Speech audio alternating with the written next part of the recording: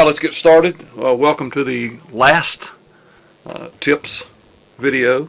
This is Access 4 tips, and this time we've been asked to prepare a schedule for each speaker. This, of course, will be a report. She wants to mail the schedules to the speakers so they can provide feedback on the schedule prior to its publication. You can do this with Access. So you start this right here, and you can notice we have 4 tables. We have a query and we have a form. So we'll likely edit the form and then create, see what else we're going to create over here. So we select the speakers table for the record source for a form. And all we're really saying is if you'll click that, then you won't have to do anything else. Create, and then you can go right into form right here. And you notice you have a form. So this is about how long it takes to create a form. And what this has done is it's taken the 10 records inside the speakers table, and it's turned those into a form. And there's the form. So you can see you have a form and you have a subform down here. So easy enough to do. The author says to change the title in the form header to Enter Edit Speakers. That's nothing more than and changing this right here, and then you can finish that. He says change the title, reduce the width of the text control boxes to approximately half their original size, and you can set this up and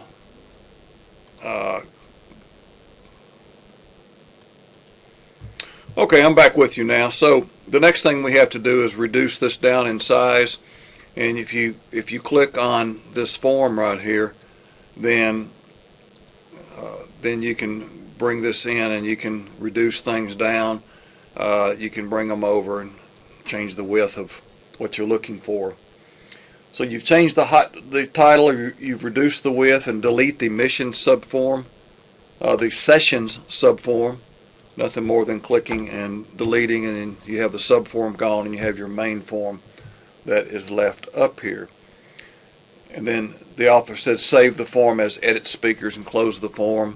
And you can save it and give it a name, or you can try to click close and it'll ask if you want to save it, and then you give it a name. So now you have a form up here called Speakers. The fifth step on this is to open the room information form and layout view. And room information, right click, layout view. You can see this looks a little different. You don't have a lot of stuff to look at. The form does not have a form layout. Select all the controls and apply the stacked layout. And if you notice the stacked layout, if you look at all the controls over here and then you try to look at the layout, there's some areas. If you check arrange and you check this, then you can check this stack, but I think the author's wanting us to select everything on here and then click stacked. I think that's what he's after for us to do. So you can do that. The was asked to save and close, and so we've changed this and closed this. The next thing we have to do is to select the speaker and room schedule query as the record source for a report. Now again, if you'll just click this one time and then create, and then we're going to go to the author says activate the report wizard, which is right here. He says to, or she says, one or the other, activate the report wizard. Use this to go through the wizard, select all the fields, all the available fields for the report. Alright, so you can move all these fields over here. And if you notice, when I click this first, it automatically goes to the query. If you don't click this, then you have to go look for the appropriate table that you're going to use. So we do next. The author says verify that the first name and last name will provide grouping levels, and there's your grouping levels, and that is that case. Use the date as the primary sort field, and so let's see, we've got that, and use the sort record, use the date and click next. And then let's see what else we do. Date primary sort field, accept the stepped and portrait options, and then save the report as the speaker schedule. So set, you got the speakers schedule up here, and then we're asked to, we have this right now. So looks good. We switch to layout view, and with layout view you can look at this and see you're in print preview and you don't really see a layout view over here, but if you'll close print preview and then go to layout view, then you will end up like this. Author asks us to switch and apply the organic theme, and so I believe if you click go back to design and then go to theme and then look for organic, that's not organic, but you can look and see what that is. Then you change this right here to what he says. Save and close the report, and we'll close this down, and we're out of a report now. The next thing the author asks us to do is to open the speaker and room schedule query in design view. Again, if you'll look for your queries, speaker and room schedule query, and if you'll open that, right click and do design view, then you end up in here. Add the starting time field in the sessions table to the design grid. Starting time, double click on that and that will bring us over here. After the date field, run the query. We run it and there's our query. I think he says save that and close that.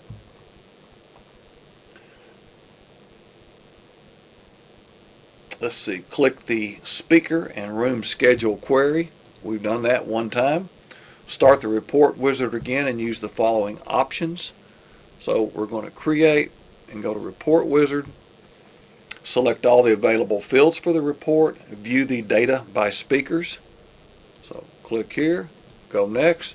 We view the data by speakers. And click next. Use the last name, first name fields as the primary grouping, and it is. Use date as the primary sort field, and so I think if we do one next and we start looking at sort field, these are sort fields. The author says use the date as the primary, and it needs to be in ascending, and use starting time as the secondary. Select the stepped and landscape options next, stepped and landscape options, and next, and then we give it the proper name, and that's not correct, so make sure you do the right one. And then we didn't say do that, but I wanted you to look at it and see what it looks like right here.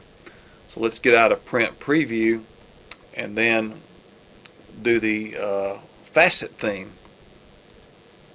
Go to layout view and where we were, and then go to facet theme. So you go to a different theme and you end up with a facet theme, and then the author says add a space to the column heading labels as needed. Change room ID to room, put a space in here, ID, and then look through here and make sure everything else is right. And you may have to go through and change some of this in here to make this spell. The author says I think we just put a space in here, but we'll see. So anyways, that's it. I hope you enjoyed this. This forms and reports are fun to work with. They're easy. I hope you enjoyed this, and we are done with the videos. So good day.